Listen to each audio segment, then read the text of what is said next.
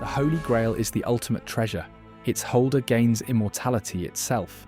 But the writers of Indiana Jones and the Last Crusade realized there was a treasure worth infinitely more, something much harder to find and far easier to lose.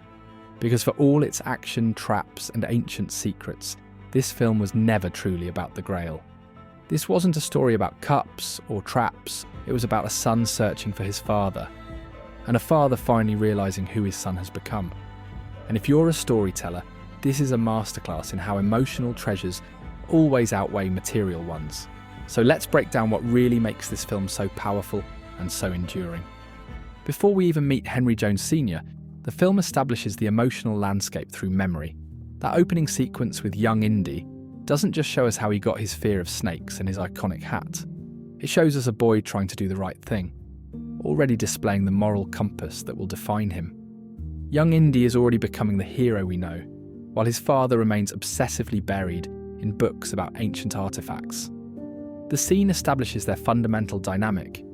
Indy is out in the world having adventures, while Henry is lost in academic pursuit.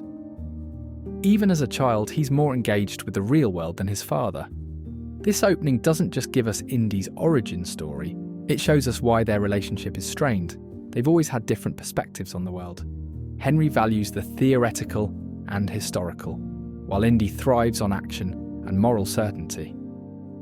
The boy who risks everything to save an artifact from looters grows up to be a man whose father can't see past his obsessions to notice his son's achievements. 26 years later, Indiana Jones begins another quest, but not for glory. He was dragged into it when his father went missing. He wasn't hunting for the Grail. He was searching for Henry Jones Sr. From the start, there's tension. Indy's sarcasm and swagger clash with his father's old-school academic nature. But here's what makes their dynamic so realistic. They're both right and both wrong. Henry genuinely believed his quest was important enough to risk everything. Indy genuinely felt abandoned by a father who chose dusty books over his son. Neither perspective is invalid, which makes their conflict authentic rather than manufactured. The brilliance is in the details. When Henry repeatedly calls Indy Jr., it's not just annoying, it's revealing. It shows his inability to listen to what his son wants and realise he's an independent man who's forged his own legendary path. Meanwhile, Indy's exasperated sighs and eye rolls mask deeper hurt. He's achieved everything his father values. He's become a renowned archaeologist, yet still feels less valuable than the treasures of the past. But there are cracks in the armour. Even when Indy is annoyed or frustrated, he still speaks to his father with respect. There's concern under the sarcasm. And from Henry, there's a subtle but powerful sign of trust. He sends Indy his diary, his life's work, the key to finding the Grail.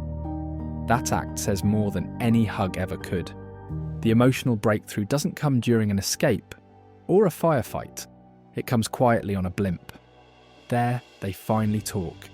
Not about clues or riddles, but about their past. Henry insists he was a great father. Indy disagrees. It's raw, painful, and most importantly, human. This scene works because it strips away all pretense. The adventure takes a pause. Just two men forced to confront their shared history. Henry's defensiveness reveals his own insecurity. Has he been a good father? Deep down, he's not sure. Indy's accusations come from genuine pain, but also from a son who desperately wanted his father's attention and approval. The conversation doesn't resolve everything immediately, but it creates understanding. They begin to see each other's perspectives, even if they don't fully agree. This is the heart of their dynamic, miscommunication. They both assumed too much, that the other knew how they felt. That silence meant indifference. Henry thought Indy would understand why the quest consumed him. Indy thought his father just didn't care about anything beyond ancient artifacts. And in that quiet moment, they finally see each other. Miscommunication isn't a cheap obstacle, it's an opportunity. Use it to reveal emotional wounds and hidden truths. The reason why they have these miscommunications and why they fail to effectively communicate can tell us about the characters. So let characters assume, let them be wrong, and let growth come through understanding. After that turning point, something subtle shifts. They begin working with each other, not around each other. They argue, sure. They overestimate each other's abilities. Henry assumes Indy understood what he meant when he sent the diary to him. Indy assumes Henry can handle a dogfight, but they grow, and both prove vital to the quest. The film doesn't make Henry a liability.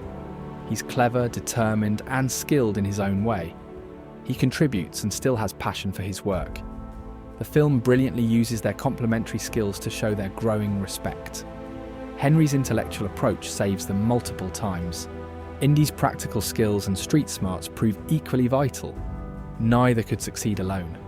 Most importantly, they share a love for history, for discovering the truth behind myths and artifacts, for the thrill of uncovering what's been lost. They bond through their mutual passion, not forced sentiment. When writing family dynamics, don't just give your characters conflict, give them shared purpose.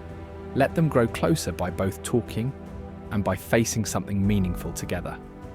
It all builds to this, the Grail Chamber. Indy survives traps and riddles, retrieves the Grail, but Elsa tries to take the Grail beyond the seal and drops it. Indy nearly dies trying to retrieve it himself. Dangling over the abyss, Indy reaches for the Grail.